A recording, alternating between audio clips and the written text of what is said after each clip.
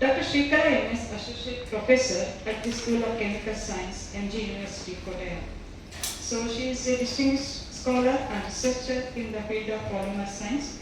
She holds a PhD in chemistry, polymer science from MG University, Kottayam, and has been honored with the prestigious international fellowship, including the Alexander von Humboldt Postdoctoral Fellowship, Institute for Composite Materials, University of Karlsruhe, Germany, and the JSPS Postdoctoral Fellowship from Japan.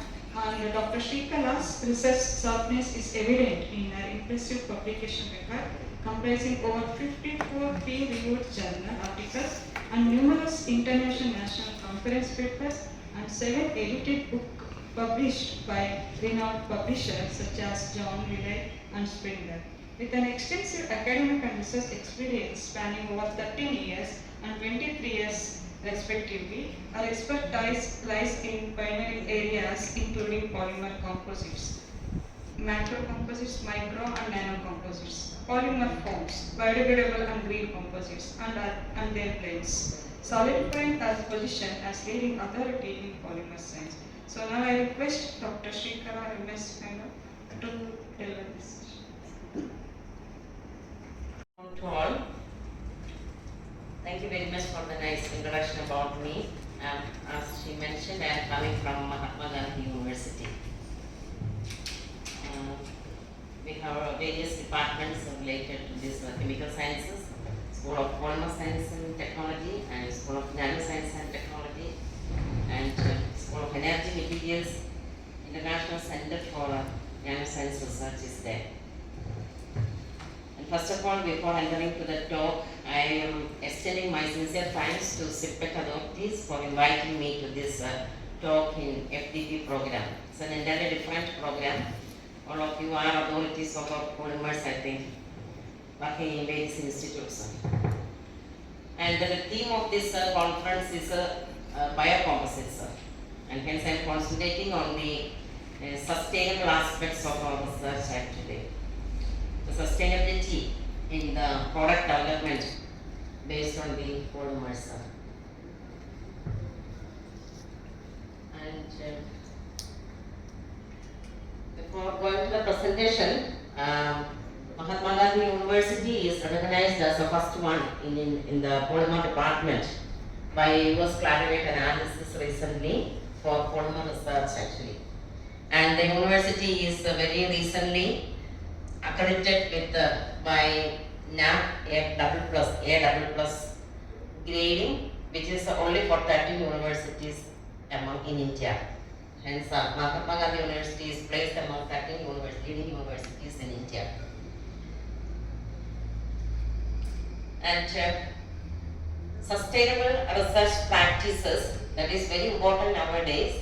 In all the research proposals and everything, we focus on sustainability and circular economy because of mainly of the polymer pollution actually and the inefficient polymer based management actually.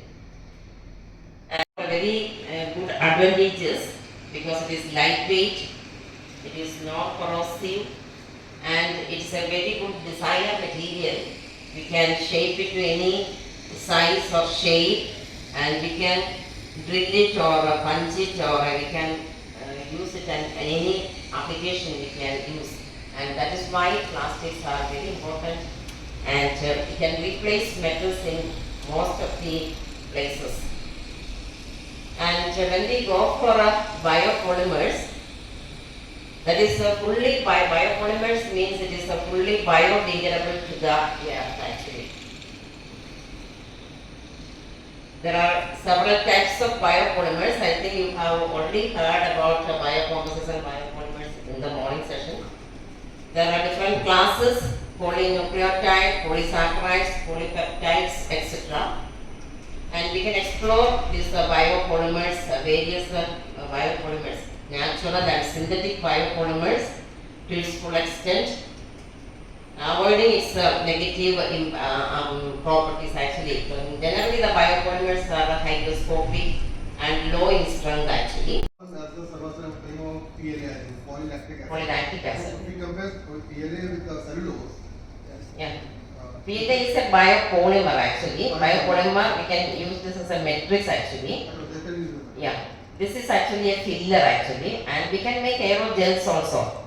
We can make films also with cellulose, nanocellulose. And with this form, aerogel is very important, very good, because it's porous material that can absorb carbon dioxide or other gases for absorption we can utilize.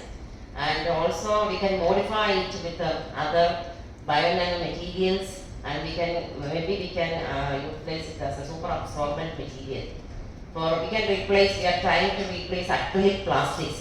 Normally acrylics are used as super absorbent materials in the parts and all, the napkins and all, but we can replace it with sustainable materials. Same method is used for all the processes.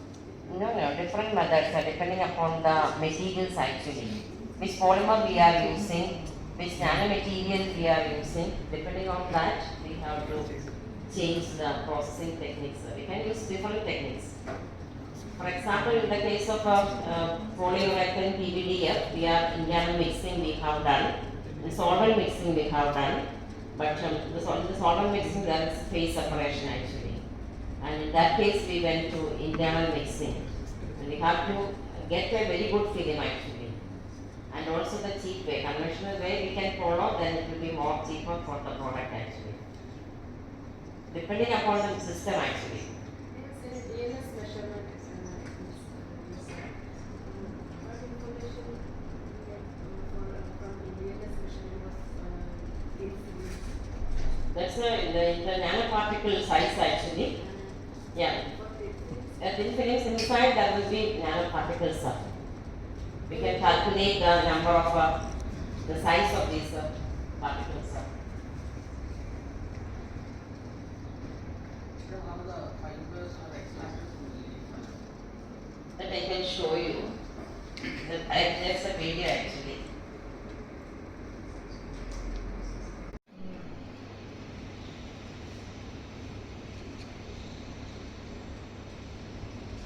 And this is by hand, and this very is post actually. It's removing all the picky materials from this, and giving some treatment. Sometimes they will die also.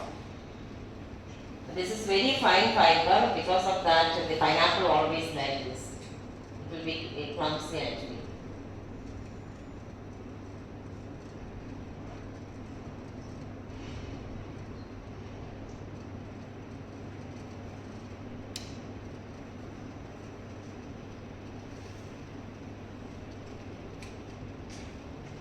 Polymer composite system actually.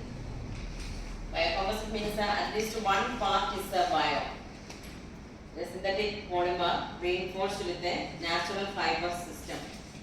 There are a lot of biopolymers, bio fibers, natural fibers are there. Like one we saw now, banana fiber, sisal, pineapple. Lot of fibers are there, cotton fibers, bamboo fibers, some are excellent with properties. And when we reinforce it with the polymers, it will increase the biodegradability of the system actually. Therefore, it is called biocomposites. And when we use biopolymers as the matrix material, the system as a whole completely biodegradable, and then we call it as a fully biodegradable green composite. And the green composites are fully biodegradable, utilize the natural resources, and there will be no health hazards.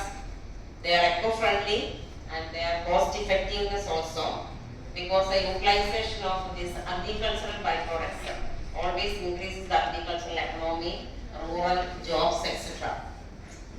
And biocomposites, there are partially biodegradable, fully biodegradable, and the main sources are cellulose and starch actually. If the cellulose based polymer natural fiber reinforced to biopolymers, then it will be a fully biodegradable green system. Third session is characterization session, that is on Wednesday, and Thursday will be, Friday will be the application of the biopolymers and composites. So these sectors we are going to study from these two articles. So for example, related to the biopolymers and biocomposites. So first article